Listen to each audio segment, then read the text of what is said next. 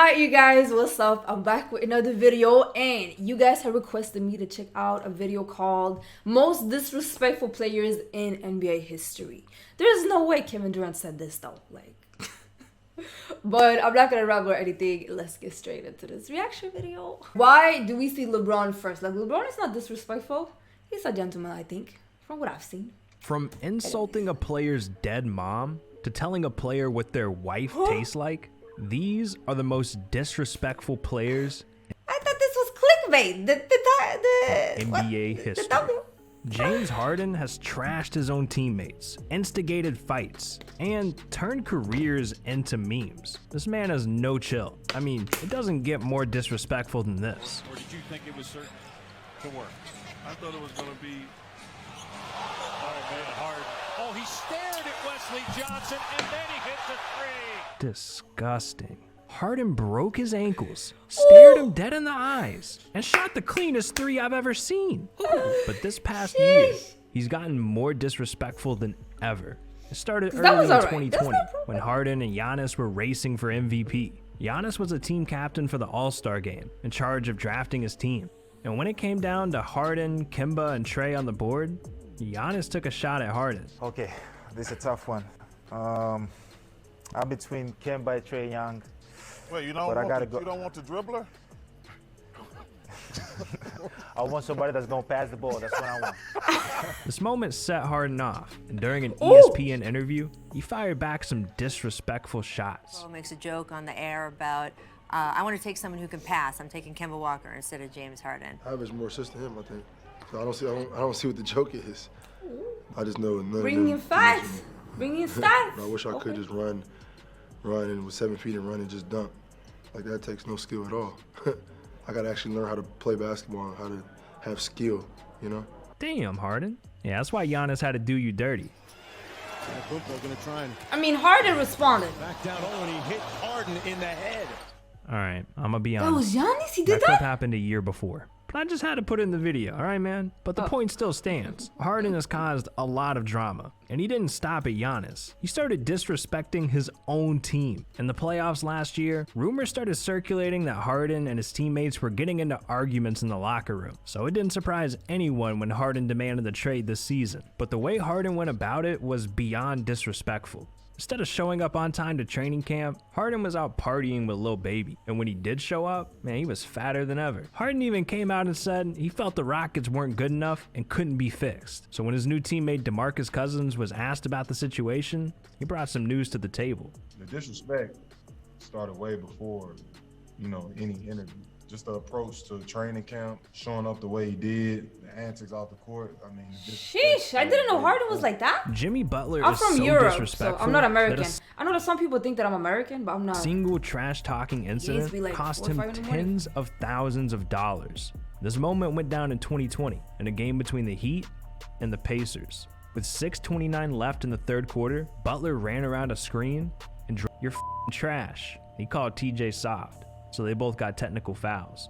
But and flipping off Jimmy, and they were both fined $25,000 after the game.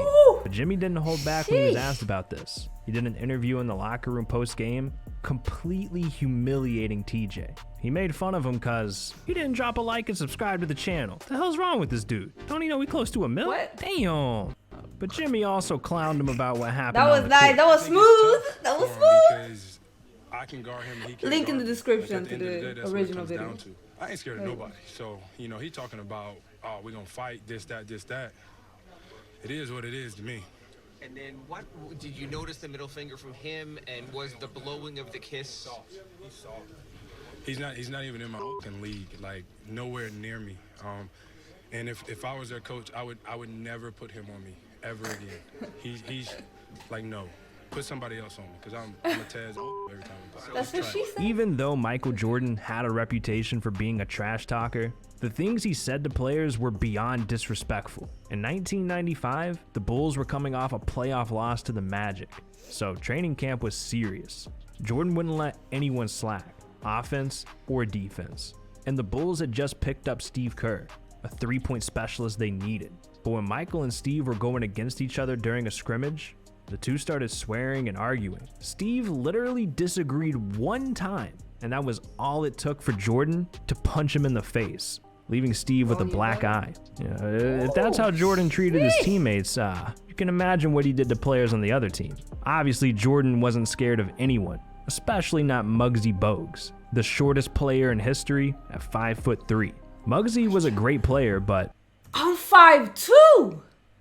I didn't think that I one would moment be. against the Bulls Oh my God. shattered his confidence. It was Game 5 of the 1995 NBA playoffs, and the Hornets-Bulls series was tied 2-2. This game determined who went on to the next round, and the Hornets had a chance to win. Down by just 1 point, Muggsy had the ball during the biggest possession of the game, with Michael Jordan guarding him. Michael stepped back, gave Muggsy space, and yelled to him, "Shoot it, you midget." And Muggsy took the shot, but missed terribly. And the Bulls won 85-84 to eliminate the Hornets. And this loss humiliated Muggsy. What Jordan said to him kept him up at night. He went from averaging 10 points per game to only 5 after this. And No eventually, way. he admitted that play against Jordan ruined his career. LeBron doesn't trash talk much, but if you come at him, he's not going to hold back. One of the best examples of this was back in 2008 between LeBron and Deshaun Stevenson. Early in the year, the Wizards beat the Cavs, and Deshaun took that as an opportunity to take a shot at LeBron. During the post-game interview, he said, "He's overrated." And you can say I said that. A few months went by and things were quiet until the playoffs came around. The Cavs and the Wizards were facing off for the 3rd straight year, and LeBron was known to come in and dominate Washington, averaging around 32 points, 6 assists, and 8 rebounds against them. And the Wizards knew their defense wasn't enough to stop him, so that's where Deshaun Stevenson had some value to try and get in LeBron's head. But that didn't work at all. LeBron was asked about Deshaun's quote earlier in the year, and he said, "With Deshaun Stevenson, it's kind of funny. It's almost like Jay-Z responding to a negative comment made by Soulja Boy. It just doesn't make sense to respond." Hey, don't disrespect You Soulja. gotta do Soulja Boy like that? Come on, Brock. Don't act like you weren't cranking that. And funny enough, after LeBron said this, Soulja Boy showed up to Game 3, waving towels, dancing, and repping the Wizards. So Jay-Z had to step in because him and LeBron are boys. Jay went and recorded a freestyle to the song Blow the Whistle. And he spit bars like, "Ask LeBron. We so big we ain't gotta respond. Who the overrated? If anything, they underpaid him. Hayden, that's only gonna make him spend the night out of spite with the chick you've been dating." Ooh, damn, Jay-Z. And with that, this beef was over. Not only did LeBron and Jay ruin Deshaun's dignity, the Wizards also got blown out of the series, 4-2. But this wasn't the last time someone tried to come at the king. During a game between the Cavs and the Bulls, one fan let his courtside seats get to his head. Crybaby jokes, clowning LeBron's hairline. Things were getting out of control until LeBron really responded. "Shut up, stop crying. You lost Kyrie, you lost D-Rose, you can't get point guard for your life. D-Rose dipped on you." Huh? Kobe Bryant had no chill. He didn't care whose feelings he hurt, not even his own teammates. Like, this one time after a loss, Kobe was so mad, he made his teammates throw their shoes away. On the All the Smoke podcast, Lou Will and Nick Young broke down what happened after a blowout loss. We was getting blew out in Portland. Kobe's in the locker room just waiting for everybody to come in. And you know everybody down there got Kobe's on the team, so Yeah. he come in, he said, "Y'all playing like blah, blah, blah, soft, and how y'all gonna wear these shoes and y'all soft? That ain't what we do here in LA." So I'm not thinking nothing of it. He tells everybody to take their shoes off, their Kobe's off. I'm like, what? Like, what's wrong with you, man? Like, what's wrong with you?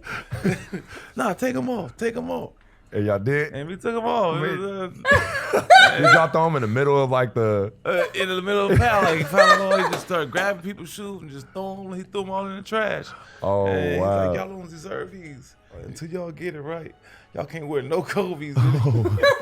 Kevin Garnett was one of the most notorious trash talkers in NBA history. Sometimes he went way too far, and it scarred players for life. The first time this happened was during the 1999 playoffs. Kevin and the Timberwolves were facing Tim Duncan and the Spurs. And Kevin really wanted to win this series, so he tried anything back to then. get I'm in born Tim Duncan's head. 1993. And on this particular game, it was Mother's Day. Unfortunately, Duncan's mom passed away from breast cancer 9 years earlier, one day before his 14th birthday. So Kevin saw his opportunity, and he took it. As Duncan lined up for a free throw that game, Kevin yelled at him, "Happy Mother's Day, mother."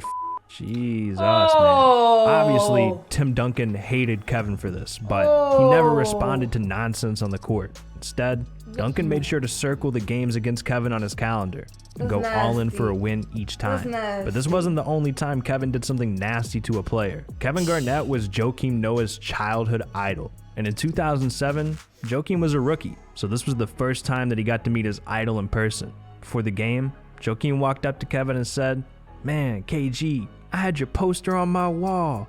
I looked up to you, man." And Kevin responded saying, "F you, Noah," and walked away. No way. Yeah, Joakim was crushed, and from that point on, he hated Kevin. But hey, at least Kevin didn't hook up with his wife like he did to another player. That moment came in 2013 between Kevin Garnett and Carmelo Anthony. They were playing a physical game in Madison Square Garden, and eventually, things went too far. The two were getting tangled up, yelling in each other's faces, and got technical fouls. In the middle of the scuffle, Garnett yelled to Melo saying, "Hey, your wife tastes like Honey Nut Cheerios." No way! Oh, damn. And Carmelo took this personally. After the game, he showed up to the Celtics locker room and yelled at Kevin through the door, then followed him to their team bus, and the situation got out of control. 5 NYPD officers, arena security, and Knicks coach Mike Woodson had to come separate them. And after this, Carmelo said, "I lost my cool. It's just something you don't say to another man." Kevin Durant has been known for his Twitter fingers, but on the court, he's as savage as they come. One moment came back in 2011 between the Thunder and the Heat. In the first quarter, Kevin and Chris Bosh started jawing at each other and they got technicals. But the situation started from a conversation between Kevin and James Harden. Chris Bosh broke it down and said, "I think he was telling Harden to dunk on me." I expressed that no, he's not gonna dunk that, and it just kind of went back and forth. But Kevin took the situation personally, like he always does. So he came at Bosh recklessly in the post-game interview, saying, "I'm no punk. I wasn't even talking to him first off. He decided to butt in, and I'm not just gonna let that slide. He's on a good team now, so he thinks he can talk a little bit. There's a lot of fake tough guys in this league, and he's one of them." Maybe Kevin should have stayed quiet. I mean, after all, the Heat dominated the Thunder in the next year's finals where things mattered the most. And eventually, Kevin got a great team of his own, teaming up with the Warriors. And he pretty much turned into Chris Bosh based on what he said before. Kevin and Draymond were teammates for years, so he witnessed the trash talking firsthand. And Draymond talked about him saying, "KD makes you feel bad about yourself, that you ever talk junk. It's the funniest thing in the world, especially when you got legends like Shaq constantly disrespecting NBA players." I mean, Shaq is so disrespectful, he's been in Twitter beefs with damn near everyone. He's been in rap battles. Even his mom had to get him to chill out. Wait, you want to hear more about that? Well, click on this video right here. These are the... That was the video, you guys. This one was funny. A lot of things that I didn't expect. Let's just say that, but... I hope you guys enjoyed this video too. Comment other videos you want me to react to down below. Like this video, subscribe, all that good stuff, and I will see you in the next one. Bye.